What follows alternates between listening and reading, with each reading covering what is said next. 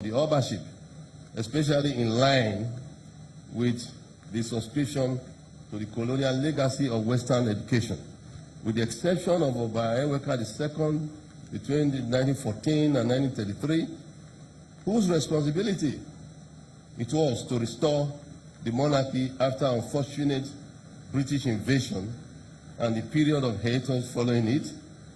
All other Obas from 1933 deserve the appellation of scholar kings. The impact of Western education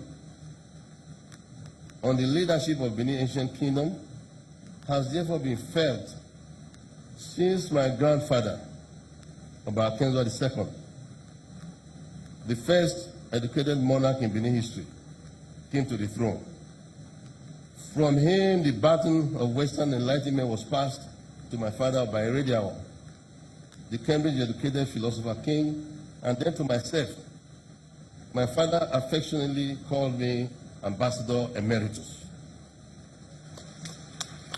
This was in allusion to my diplomatic sojourn to several countries in Europe and Africa on behalf of our dear country, Nigeria, after being educated in the United Kingdom, and also the first Benin monarch to be educated in the United States.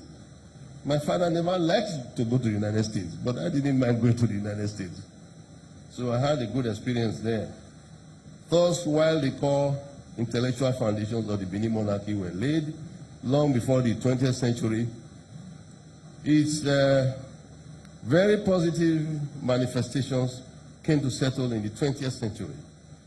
The Benin Ancient Kingdom has remained what it is, one of the most fascinating, enduring, evocative, and therefore marketable sociocultural and historical phenomenon in the entire world.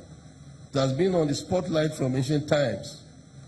I am aware, for instance, that by the 15th century, European leaders, European traders, adventurers, and travelers had begun to make copious notes of what they found amazing about us. Therefore, the Benin Kingdom, as a cultural and historical conversation, is far from being just a Nigerian or African commodity. It is by all units of measurement a global package with so much literature pouring in from other parts of the world. As Crown Prince, I recall being drawn to every written material I could lay my hands on about the Benin people and culture that I'm sure distinguished guests that you would not ask me why that habit was necessary. I would like to use this opportunity to appreciate the work and support of the press, the electronic and print media since the first anniversary of my ascension to the throne. However, distinguished ladies and gentlemen, may I crave your indulgence to further appreciate in some of the national television stations for airing a documentary only a couple of days ago, which I believe was meant to give publicity to this book launch, which actually lent credence in a very strange manner to the very essence of the compilation of this book. The essence of publishing this book, particularly at this point in our history, is obvious in many respects. One of which is the common error of poor translation of expressions in Benin language associated with our cultural norms and practices.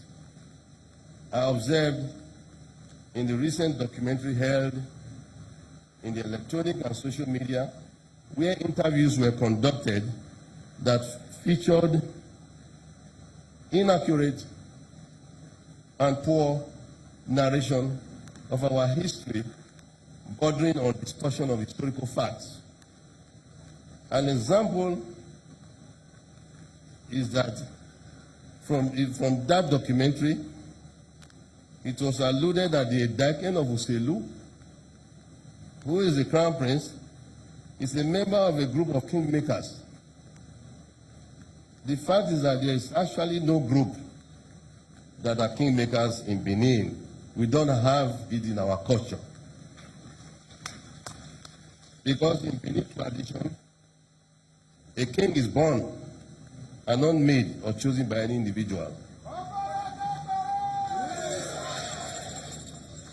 This group is referred to as Uzamaniyo, or the Edion in bracket, Edion, headed by Chief Olia, who merely performs the function of crowning the new Oba at the right time. Olia still is in our midst, I believe, so he's still functioning there. In that same documentary, another narration, I'm sure many of you might have seen it. It was all over the news. It meant well, no doubt, it meant well, but we needed to correct some of these distortions. In that same documentary, another narration was that the Daken was referred to as a duke. In bracket, in the translation to Benin the language, a nogie. The crown prince is not a nogie in our tradition.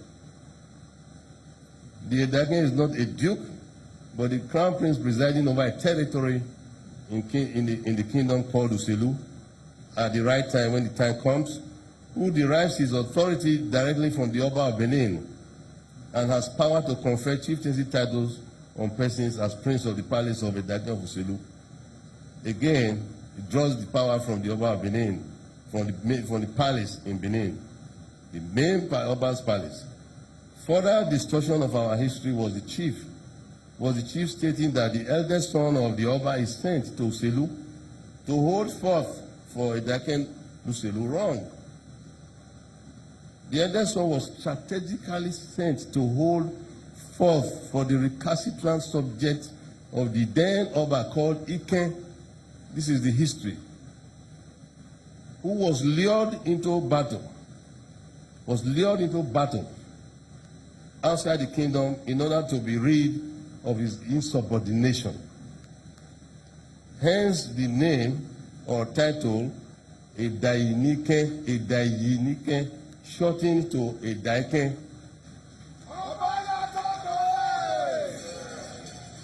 I believe this historical record is also in this red book we just launched, or about to launch. The eldest son of the Oba eventually officially assumes the traditional office of a Daken Uselu. Put differently, the eldest son of the Oba is a Daken Uselu. So he's not holding forth for a Daken Uselu. He is a Daken Uselu by definition. Again, is the narration that was made that everything begins and ends in the palace. The correct position, I think this was an attempt to explain what Egwai may say, Nedota, Egwai may say.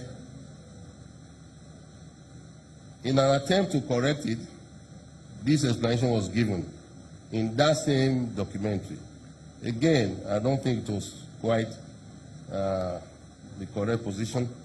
The correct position is that if there are issues among the subjects out there, or citizens, communities, villages, towns, they on their own volition approach the palace to seek for what Captain Okweba Dausa Oyokumbo earlier referred to as conflict resolution.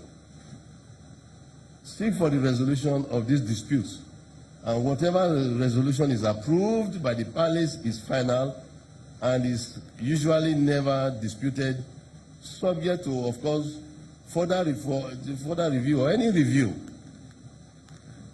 in light of contradicting information, coming up, which in Benin is referred to as a Egwai, literally translated, all matters end at the palace, not all matters begin and end at the palace.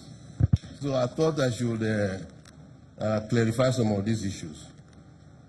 Now, permit me the little immodesty and unequivocally declaring that the book we have assembled here to unveil, the Benin Monarchy, an anthology of Benin history, aka the Red Book, is the magnum opus on Benin.